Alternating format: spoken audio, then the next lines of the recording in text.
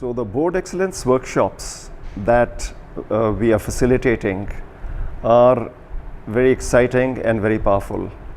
One of the themes that we have taken up is about managing an IPO. What happens to the role of a director on the board from the pre-IPO stage to the post-IPO stage. And I think that's something that not only the promoters need to understand, but also every aspiring board member. With the onset of startups, there are huge opportunities in the marketplace for experienced professionals from the business world to take on board responsibilities. And often, these responsibilities are located within startups. And if someone were to become a board member or a board advisor on a startup, he or she needs to be prepared for an environment which is not necessarily very orderly. First of all, in the pre-IPO stage, an organization is in its state of infancy, where multiple people within the organization, as also the promoters themselves, are very hands-on. Everybody does multi-hatting, multitasking, and everybody pretty much knows about everything else. A lot of decisions are taken verbally. A lot of execution takes place, and people learn to navigate the business by making lots of mistakes, learning from them, and hopefully not repeating them again. The role of a board member or a board advisor is to guide the promoters and also to coach and mentor the other founder members or senior members of the team on how to run this organization, as to what sort of MIS to put into place, in what way to interact with the employees internally as well as with the external world. It's usually a very chaotic environment, and the board member needs to understand that. There is very little pressure at that point in time to report anything externally, because it's an internally focused organization largely, except for the business that they do. The funding is by angel investors or by a few individuals, and that's who those are the sort of people who need to be kept informed of how the business is progressing and in terms of the strategy.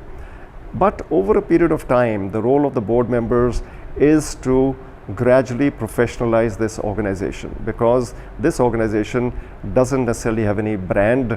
It's not being traded in the marketplace, so very few people know about it.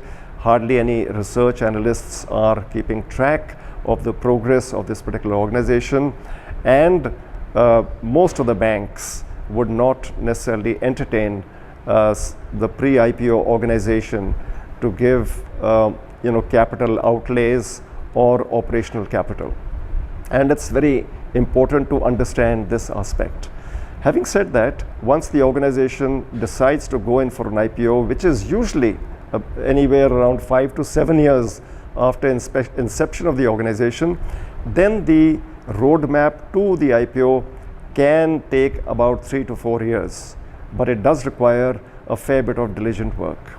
Whereas the pre-IPO organization requires almost no reporting and requires conformance to regulatory standards at the very bare minimum, the post-IPO organization is very, very different. I think one needs to understand that. The transition is extremely complex and needs to be recognized upfront.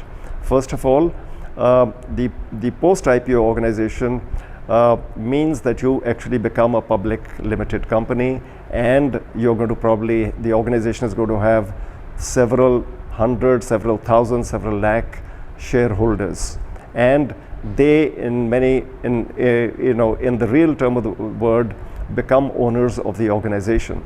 The promoters are required to dilute their holding by a minimum of at least 25%, if not more. This also means that there is going to be a loss of control, and the promoters need to understand that. The third part is that the board of directors now has a statutory role to play. They have to act in a very independent manner, in a fair manner, taking into account the principal interests of the shareholders, that all the shareholders, all the stakeholders need to be dealt with in accordance with regulatory environments and with a sense of fairness.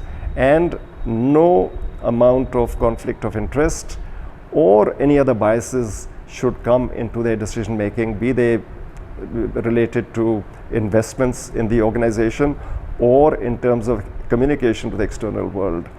The post-IPO organization is under the watchful eyes of researchers who will analyze the business and who will always look at what you promised and what you are delivering. And if there's a gap between promise and delivery, they will call it out, and it will have a reputational impact on the organization. Apart from that, a lot of media coverage is bound to happen for an organization, and this can be both positive as well as negative. Positive if your organization is doing well and doing the right things, and negative if the performance is not good, or if there's some fraud or something which is unethical that's happened in the organization.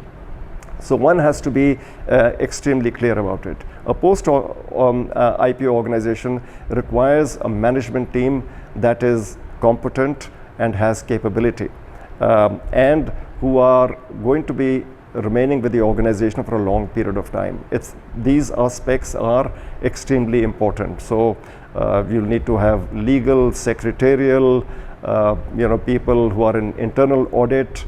You'll have PR and communication, investor relations. That is the level of talent that one will need to invest in. And in terms of preparing for an organization, a lot of changes will have to be made over the period of 3 to 4 years. That means you will have to begin to strengthen your team. You'll begin to establish relationships with bankers, with investors, with PR firms, with multiple advisors to guide you on the way to the IPO. And it's very critical that the role of the directors will transform over this period from a relative state of informality and advisory and mentorship to a role that will be very strictly compliant to the governance requirements of the country, that will keep the conflicts of interest at bay, and where decisions are really going to be taken in the interests of the various stakeholders and shareholders. So this promises to be a very, very exciting subject as a part of the Board Excellence workshop that we are going to be conducting. Thank you.